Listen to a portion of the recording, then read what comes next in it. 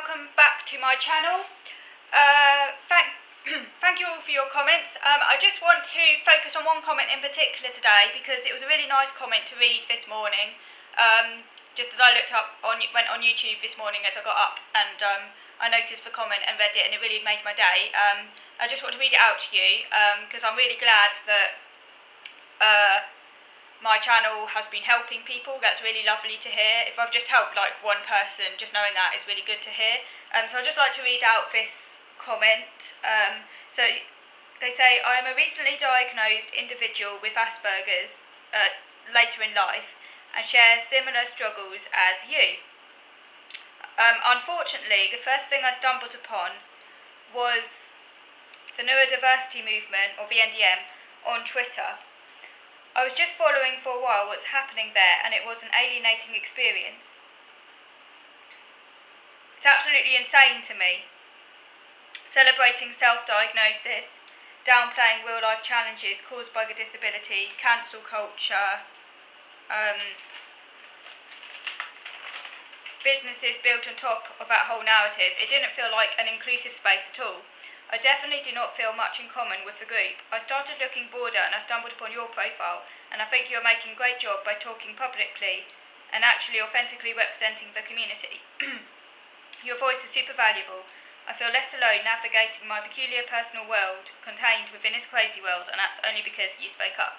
So I'll just paraphrase. I cut out some of the comment, but that's most of what you said. And so thank you really much. Thank you a lot. That was really lovely to read that.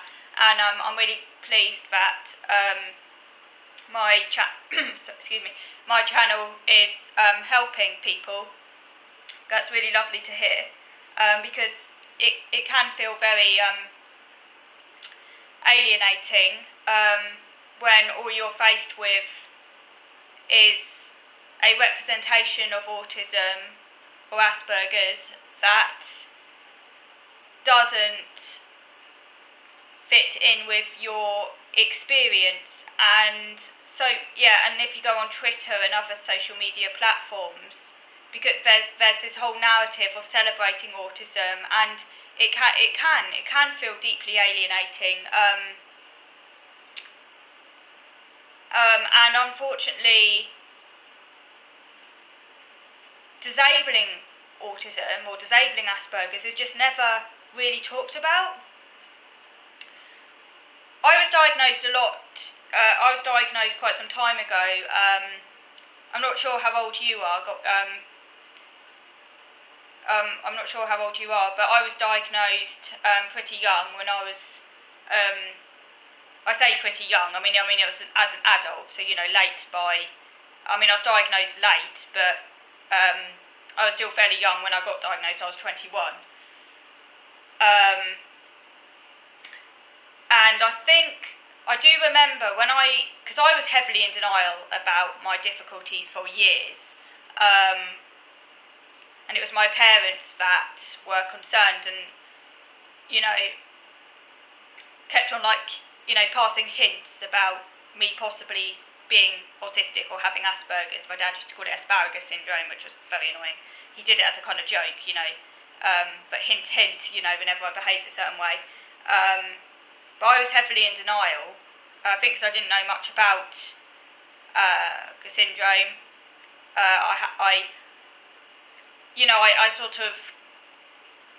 I guess I viewed it rather negatively, and I just wanted to fit in, and I didn't really want to accept that there's anything different about me, which I think is quite a common response for a teenager. So I was very heavily in denial. I also don't think I had much self-awareness as a teenager at all, because I didn't really understand my behaviour was inappropriate or anything, or I sort of thought that maybe I would grow out of it and stuff like that. I've obviously got a lot more self-awareness now, but that took some time to develop. So I was very heavily in denial. And sorry, what am I trying to say? So I was heavily in denial, and then eventually I came out of that denial, and I Googled Asperger's one day. This was back when Asperger's was still, you could Google Asperger's and come up with quite a lot of information before they got rid of the label. Officially, that is, because obviously, it's an important label that many people still identify with. I do myself, and if you've seen some of my other videos, you'll see there's this whole debate around Asperger's, but it is a useful descriptor for many people. So I'd Googled Asperger's, and I read about, the extreme interests, the extreme hyper-focus on interest, the problems with social skills. They were the two areas that kind of most sprung out at me, I guess, because they were the two areas I was most aware I struggled with. Obviously, there's way more to my condition than just that. There's also the sensory difficulties, there's, all of those other problems. But those two areas were the biggies for me that kind of sprung out at me, the social problems and the extreme interest. And I was like, whoa, so there's an actual name for this? And I'm like, I do that. So I was like, I went to my mum, because she was in her bedroom. I went to my mum and I said, I just Googled it. And she was like, yeah, we've kind of been trying to tell you that for years. I've done a whole video on the diagnosis story, so go and check it out if you haven't seen it already. But yeah, I came out of my denial. It was kind of a gradual thing, because I realised I needed help.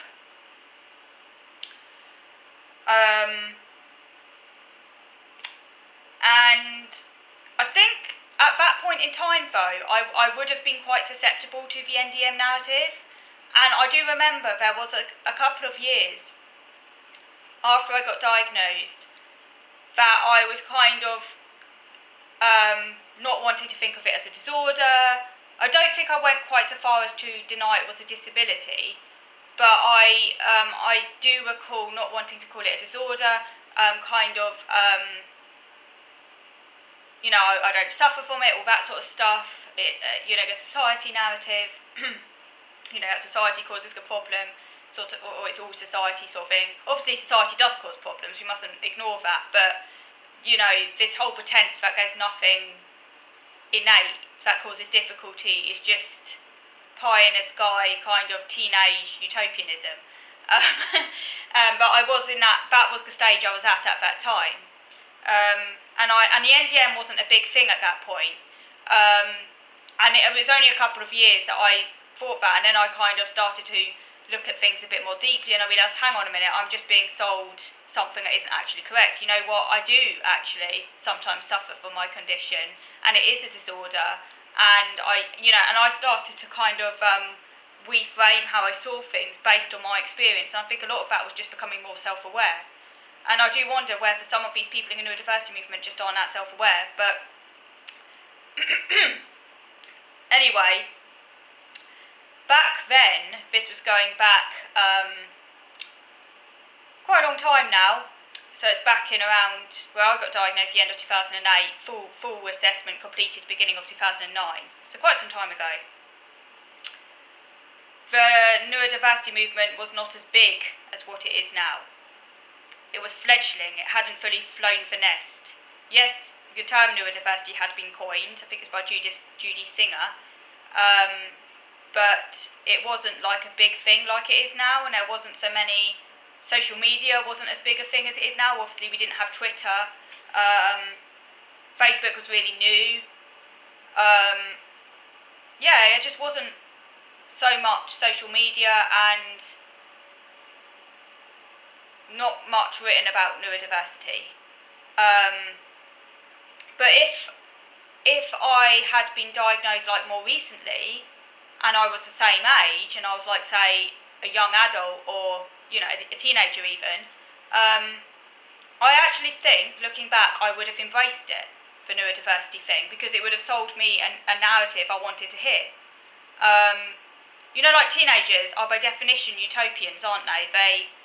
They like to believe in ideals. They often don't have their feet firmly on the ground. And if a group is selling them some ideal, teenagers love it. They haven't yet really experienced the world. Obviously, like I say, I came down to earth when I realised how disabling my condition is, and I think part of the whole avoidance of the word disorder was because I was still partly in denial. Like I didn't even want to. I didn't even like my mum was saying how I must try and claim for like certain benefits because obviously I couldn't work and stuff. And I was like, I hate to admit this, but I had internalised some of that ideology about people on benefits, which is a load of rubbish, by the way.